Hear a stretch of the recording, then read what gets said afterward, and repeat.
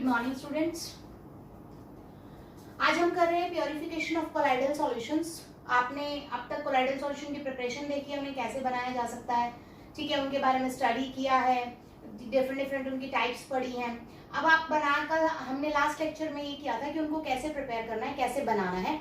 आज हम करेंगे कि उनको प्योरीफाई कैसे करना है, हाउ टू प्योरीफाई देम। उसको प्योरीफाई करने के लिए आपके पास 3 to 4 मेथड्स हैं, आप इनको इन्हीं पे थोड़ा कंसंट्रेट करना है। और इसमें से 2 मेथड्स बहुत इंपॉर्टेंट है, दैट इज डायलिसिस या इलेक्ट्रोडायलिसिस बोल देते हैं, and second one is ultrafiltration. इन 2 मेथड्स पे आप प्रॉपर वे में फोकस करेंगे because they are very very important. सबसे पहले हम बात करते हैं डायलिसिस की। डायलिसिस होता क्या है बेटा? देखो सिंपल है, पहले प्रोसेस समझते हैं क्या है। यहाँ पर आपने एक बीकर ले रखा है, ठीक है, बीकर को बोलते हैं ट्रफ। क्या बोलते हैं? ट्रफ।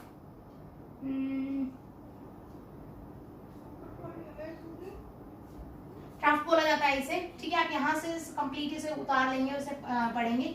यहाँ मैंने लिख रखा है दिस इज ट्रफ, ठीक है। बीकर को ट्रफ बोला जाता है क्योंकि काफी बड़े साइज का बीकर होता है। उसके अंदर आपने एक पोटली बना के टांग दी, मतलब एक बैग टांग दिया बेटा जी। और वो बैग किस चीज का बना हुआ है? मेम्ब्रेन का बना हुआ है।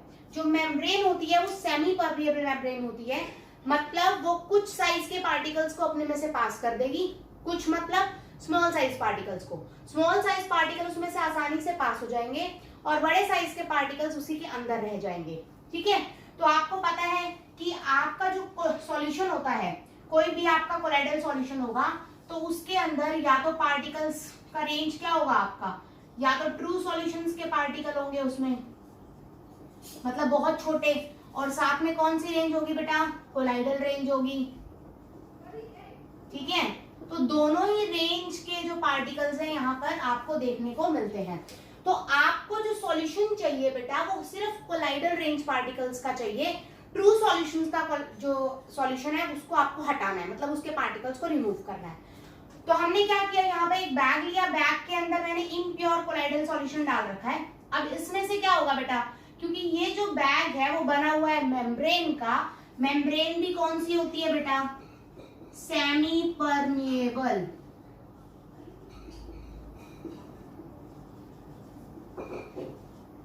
सेमी परमिएबल, सेमी का मतलब कुछ हद तक, परमिएबल का मतलब अलाउड करती है। एक ऐसी मेम्ब्रेन जो कुछ हद तक पार्टिकल्स को उसमें से पास करने के लिए अलाउड करती है, उस मेम्ब्रेन को हम बोलते हैं सेमी परमिएबल मेम्ब्रेन। तो जो छोटे साइज के पार्टिकल होंगे वो इसमें से आसानी से ऐसे बाहर निकल जाएंगे, क्योंकि बाहर की कंसंट्रेशन क्या है? कम है, और अंदर पार्टिकल्स की कंसंट्रेशन क्या है? ज्यादा। बाहर जो आपने ट्रफ लिया हुआ है, बीकर लिया हुआ है, उसके अंदर आपने फ्रेश वाटर लिया हुआ है, जो कि बार बार हम बदल सकते हैं, बार बार इसको चेंज कर सकते हैं। आप चाहें तो यहाँ पे टैप लगा सकते हैं कि जिसमें से ये जो वाटर है वो निकल जाएगा, और यहाँ से हम फ्रेश वाटर इन कर देंगे,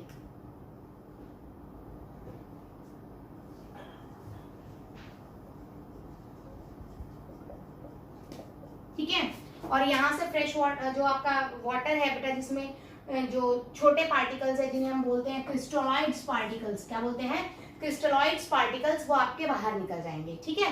तो इसके अंदर क्या बचा? इसके अंदर जब सारे छोटे साइज के पार्टिकल्स बाहर निकल जाएंगे तो इसके अंदर आपके सिर्फ बड़े साइज के पार्टिकल्स रह जाएंगे, जो कौन सी रेंज में आएंगे? आपके कोलाइडल रेंज में। तो इस तरह से आप कोलाइडल सॉल्यूशन को प्योरीफाई कर सकते हो, उसमें से छोटे साइज के पार्टिकल्स को हटा सकते हो। अब मैं बात करूं बेटा, ये प्रोसेस इतनी स्लो होती है कि कई बार तो कुछ घंटे लगते हैं, इवन कुछ प्रोसेसेस को करने में हमें कुछ डेज भी लग जाते हैं। तो उस केस के अंदर हमने क्या किया, यहाँ पर 2 इलेक्ट्रोड्स लगा दी। फोकस कीजिएगा इसी पे। हमने यहाँ पे 2 इलेक्ट्रोड्स लगा दी बेटा, एक प्लस और दूसरी माइनस। अब आपकी इलेक्ट्रोड्स लगी है, तो जैसे ही इन इलेक्ट्रोड्स को हम इलेक्ट्रिक फील्ड से कनेक्ट करेंगे, इलेक्ट्रिसिटी से कनेक्ट करेंगे, यहाँ पर इलेक्ट्रिक फील्ड प्रोड्यूस हो जाएगी। तो आप ये बात तो पढ़ ही चुके हैं कि कोलाइडल पार्टिकल्स पे या तो पॉजिटिव चार्ज होता है या फिर नेगेटिव चार्ज होता है। जितने भी पार्टिकल्स होते हैं सभी चार्ज होते हैं। तो आपका क्या होगा बेटा, इसमें जो पार्टिकल्स हैं, क्रिस्टलॉइड्स हैं, उनमें जो पॉजिटिव चार्ज पार्टिकल होंगे वो आपके नेगेटिव की तरफ मूव करना स्टार्ट कर जाएंगे, और नेगेटिव चार्ज पार्टिकल आपके पॉजिटिव की तरफ मूव करना स्टार्ट कर जाएंगे। इस इलेक्ट्रिक फील्ड को अप्लाई करने का फायदा सिर्फ ये है कि जो पार्टिकल्स की मूवमेंट कुछ दिन या कुछ घंटे ले लेती थी वो कुछ मिनट में ही हो जाएगा। मतलब ये जो इलेक्ट्रिसिटी अप्लाई की है वो आपने डायलिसिस के अंदर सिर्फ डायलिसिस की स्पीड को तेज करने के लिए अप्लाई किया, उसकी स्पीड को इंक्रीज करने के लिए, और इसी को हमने अलग से नाम दे दिया, दैट इज इलेक्ट्रोडायलिसिस। नाम दे दिया हमने इसे इलेक्ट्रोडायलिसिस, क्योंकि डायलिसिस की स्पीड बहुत ही कम है, उसकी स्पीड को इंक्रीज करने के लिए हम इलेक्ट्रोड्स यूज करते हैं और फिर इलेक्ट्रिक फील्ड अप्लाई करते हैं। एज अ रिजल्ट आपका प्रोसेस बन जाता है इलेक्ट्रोडायलिसिस। अल्ट्राफिल्ट्रेशन क्या है बेटा? कुछ नहीं है, ध्यान से समझिए। आपने एक बीकर लिया बेटा, ठीक है, उसके अंदर आपने फिल्टर पेपर लगाया, this is your filter paper, ठीक है, फिल्टर पेपर लगाया, यहां से आपने इम्प्योर सॉल्यूशन डाल दिया, इम्प्योर कोलाइडल सॉल्यूशन डाला। अब फिल्टर पेपर के तो बारीक बारीक बारीक बारीक छेद होते हैं बेटा, उसमें से क्या हो जाएगा? कोलाइडल पास हो जाता है। बिल्कुल सही बात है, क्योंकि आपने प्रॉपर्टीज में पढ़ा है स्टार्टिंग में ही कि जो कोलाइडल पार्टिकल्स हैं उनके पार्टिकल्स, कोलाइडल सॉल्यूशंस के पार्टिकल्स बहुत इजीली फिल्टर पेपर में से पास हो जाते हैं। तो बेटा यहाँ पर आपने जो फिल्टर पेपर यूज करना है वो ऑर्डिनरी यूज नहीं करना है, आपने यूज करना है अल्ट्रा फिल्टर पेपर। आपको यह यूज करना है अल्ट्रा फिल्टर पेपर। जब आप अल्ट्रा फिल्टर पेपर का इस्तेमाल करते हैं, अल्ट्रा फिल्टर पेपर का इस्तेमाल किस लिए किया जाता है? फिल्टर पेपर के जो छेद होते हैं वो बहुत ही छोटे होते हैं, सॉरी बड़े होते हैं बेटा, उसमें से बड़े साइज के पार्टिकल भी पास हो जाते हैं। तो अल्ट्रा फिल्टर पेपर के जो पोर्स होते हैं, होल्स होते हैं, वो बहुत ही छोटे छोटे होते हैं, तो उसमें से सिर्फ स्मॉल साइज पार्टिकल पास करते हैं, बड़े साइज के पार्टिकल उसमें से पास नहीं करते। तो आपने यहाँ अल्ट्रा फिल्टर पेपर लिया, as a result true solution के जो स्मॉल साइज पार्टिकल्स हैं वो यहाँ पर पास कर जाएंगे और यहाँ पर कोलाइडल पार्टिकल्स एज सच रह जाएंगे, ठीक है। तो सिंपल आपके सॉल्यूशन को फिल्टर पेपर से, that is ultra filter paper से पास करने से आपका क्या हो जाता है? प्यूरिफाई हो जाएगा सॉल्यूशन। इस टेक्निक को हम बोलते हैं ultra filtration. Ultra filter paper क्या होता है? नॉर्मल फिल्टर पेपर को पहले डुबो के रखते हैं बेटा, उसको भिगो के रखते हैं किसके अंदर? 4% सॉल्यूशन ऑफ अल्कोहल और ईथर में, ठीक है।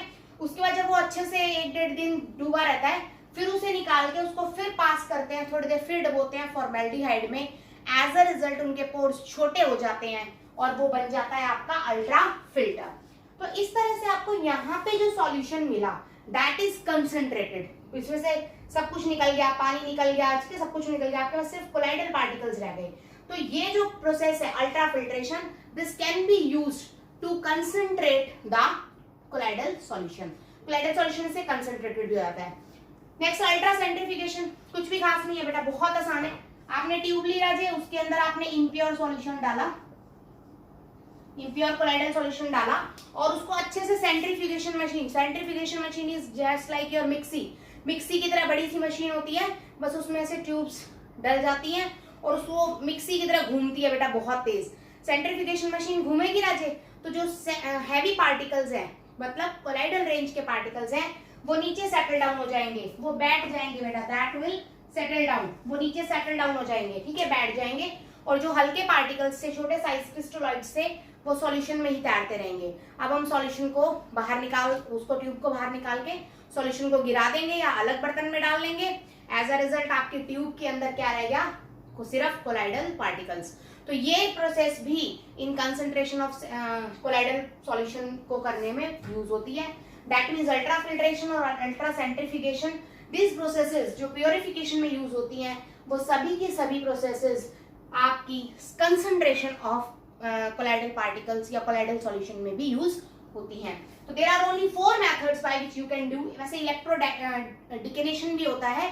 डिकेनेशन में क्या होता है? जैसे आपने इस तरह से लटका दिया, इसे इस तरह से लटकाने की बजाय ना आप थोड़ा टेढ़ा लटकाते हैं, ऐसे थोड़ा टेढ़ा, थोड़ा एक स्लोप पे लटकाते हैं इस पॉलिथीन को, बैग को। जब आप इसे टेढ़ा लटकाते हैं बेटा, तो नीचे जो होगा सॉल्यूशन वो कंसंट्रेटेड हो जाएगा बच्चा, ऊपर वाला क्या हो जाएगा? डाइल्यूटेड। अब ऊपर वाला जो पानी है उसको फेंक देंगे हम और नीचे आपको कंसंट्रेटेड कोलाइडल सॉल्यूशन मिल जाएगा।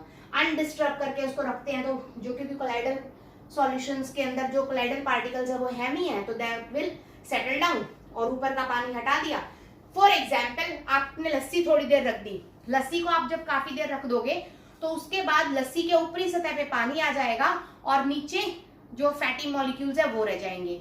तो आपने जो ऊपर पानी आया उसको गिरा दिया और नीचे वाला रख लिया, तो वही प्रोसेस कहलाती है इलेक्ट्रोडिग्नेशन। अब इसके अंदर इलेक्ट्रिसिटी सेम, जैसे डायलिसिस का इस्तेमाल स्पीड बढ़ाने के लिए हमने इलेक्ट्रोडायलिसिस के फॉर्म में किया, उसी तरह से डिग्नेशन प्रोसेस के अंदर भी हम स्पीड इंक्रीज करने में इलेक्ट्रिसिटी अप्लाई करते हैं ताकि पार्टिकल्स जल्दी सेटल डाउन हो जाए।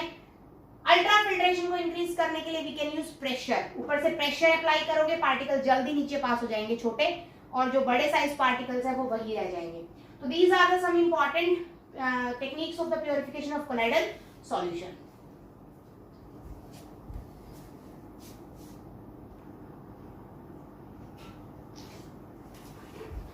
आगे देखते हैं हम प्रॉपर्टीज ऑफ कोलाइडल सॉल्यूशंस के बारे में। यहाँ पे मैं आपको कुछ प्रॉपर्टीज करा रही हूँ, बाकी हम प्रॉपर्टीज कल करेंगे, ठीक है।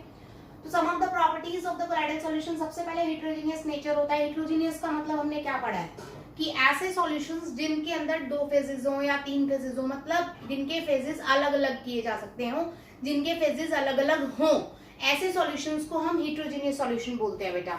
अब सिंपल सी बात है, यहाँ पर 2 फेजेस हैं, डिस्पर्स फेज और डिस्पर्स मीडियम, ठीक है। अब सोचने वाली बात ये है कि मैम आप कहोगे कि मैम ये तो सभी में होते हैं, जैसे सॉल्यूट एंड सॉल्वेंट, है ना, तो 2 फेजेस तो सभी में होते हैं, बट इनके जो हमने इससे पहले वाला लेक्चर पढ़ा, हमने क्या पढ़ा, प्यूरिफिकेशन ऑफ कोलाइडल सॉल्यूशन, मतलब हमने कोलाइडल पार्टिकल्स को और डिस्पर्स मीडियम को अलग अलग किया है।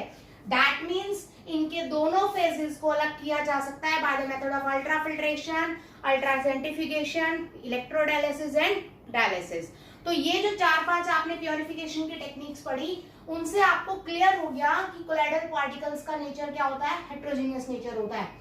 नेक्स्ट, नॉन सेटलिंग, आपको बताया है स्टार्टिंग में ही, after starting of this chapter, कि ये इतने स्टेबल होते हैं कि ये आसानी से सेटल डाउन नहीं होंगे, और जो पार्टिकल सेटल डाउन नहीं होता है इसका मतलब, उसका मतलब क्या है बेटा, कि उस पर ग्रेविटी का कोई इफेक्ट नहीं पड़ रहा, that means no effect of gravity.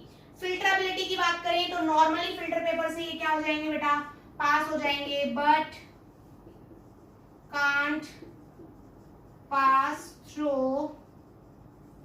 Ultra filter, याद रखना है आपको, इसीलिए अल्ट्रा फिल्ट्रेशन टेक्निक का इस्तेमाल किया जाता है इसको प्योरीफाई करने के लिए। साइज ऑफ कोलाइडल पार्टिकल्स मैंने खाली छोड़ा है क्योंकि मैं फर्स्ट लेक्चर से इस कोलाइडल रेंज आपको बताती आ रही हूँ, तो ये आप अपने आप करेंगे।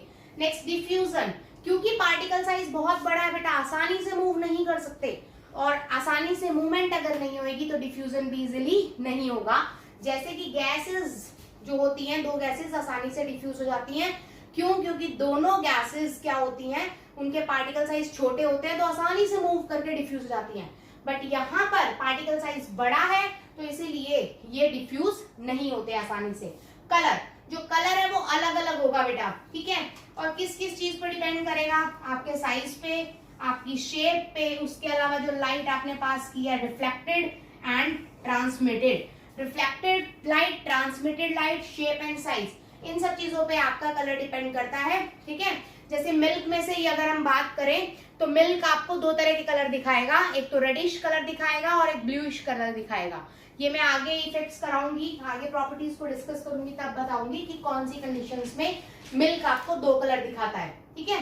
तो colour of the colloidal solution depend करता है इन 4 फैक्टर्स पे, और इन्हीं की वजह से अलग अलग कलर शो होता है।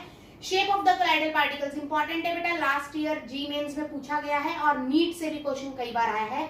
तो कोलाइडल पार्टिकल्स की शेप की बात करूं तो सभी कोलाइडल पार्टिकल्स स्फेरिकल नेचर के नहीं होते हैं।